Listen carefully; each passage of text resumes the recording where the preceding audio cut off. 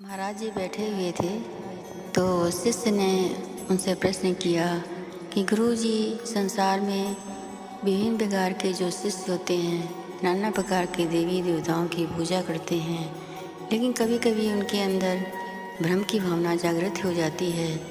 तो महाराज जी, इसका निराकरण कैसे हो सकता है? महाराज जी ने मुस्कुराते हुए उत्तर दिया कि बेटा, संसार में हमारे ग्रंथों में लिखा हुआ है कि एको ब्रह्म दूजो नास्ति। ब्रह्म एक ही है और उसके विभिन्न स्वरूप हैं। उन विभिन्न स्वरूपों की पूजा संसार जगत के लोग करते हैं। आज की कहानी इसी पर आधारित है कि एक सेठ जी हमेशा ईश्वर की आराधना किया करते थे, लेकिन ईश्वर की आराधना में उन्हें शिव भक्ति से अत्यधिक प्रेम था। वो हमेशा शिव की उपासना करते। उनके यहाँ बहुत सारे लोग जो थे वो नाना प्रकार के देवी देवताओं की पूजा किया करते थे। वो अपने यहाँ किसी मंदिर में भी पूजा करने के लिए नहीं जाते थे। एक दिन जब वो बैठे हुए तो एक व्यापारी उनके पास आया और उसने कहा, आप इतने बड़े व्यापारी हैं, हमारे जो विट्ठल भगवान हैं उनकी आप सोने की करधनी बना दीजिए। सेठ जी ने कहा, ठीक है, मैं विट्ठल भगवान की सोने की करधनी बना दूंगा, आप नाप ले आइए। वो नाप लेकर के आते हैं और उनको दे दिया। उन्होंने जब सोने की करधनी बनाई तो 4 इंच चौड़ी हो गई। व्यापारी फिर वापस आया और कहने लगा, आपने कैसी करधनी बनाई है जो कि 4 इंच चौड़ी हो गई है? उन्होंने उसको काट कर 4 इंच छोटी कर दी। इसके बाद जब फिर वो उसको लेकर के गया तो वो फिर 4 इंच छोटी की जगह बहुत ज़्यादा छोटी हो गई। फिर वह वापस आया, फिर उसने कहा, आपने कैसा बनाया? ये तो छोटी, बहुत ज़्यादा छोटी हो गई है। इस तरह से कई बार करने के बाद भी वो अपने मुकाम तक नहीं पहुंच पाए। तो उन्होंने कहा, ठीक है, मैं स्वयं चलता हूं और कमरबंद की नाप लेता हूं। और कमरबंद की नाप लेने के लिए आँख में पट्टी बांध कर गए, क्योंकि वो विट्ठल भगवान के दर्शन करना नहीं चाहते थे।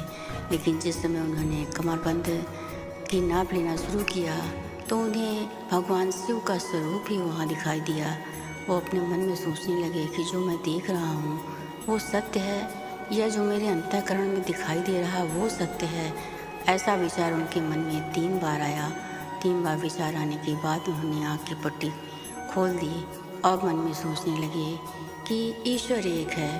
संसार में हम अपना मन केवल भटकाते रहते हैं। विट्ठल भगवान ही शंकर हैं और शंकर ही विट्ठल हैं, क्योंकि यदि ऐसा न होता तो हमें उनके दर्शन क्यों हो पाते? मुझे उनके दर्शन होने का सिर्फ यही आशा है।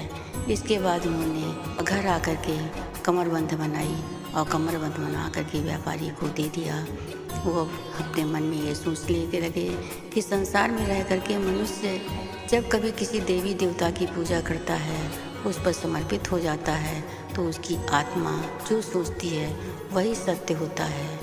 ये सोच करके वो हमेशा ईश्वर की आराधना, गुरु के बताए हुए उद्देश्यों पर चलने लगे और अपने जीवन को सार्थक और सफल बनाने का प्रयत्न करने लगे। उनके घर में जितने भी लोग थे वो हमेशा उनके बातों का अनुकरण करते थे, क्योंकि वो हमेशा ईश्वर की भक्ति और गुरु की भक्ति का ही उपदेश दिया करते थे।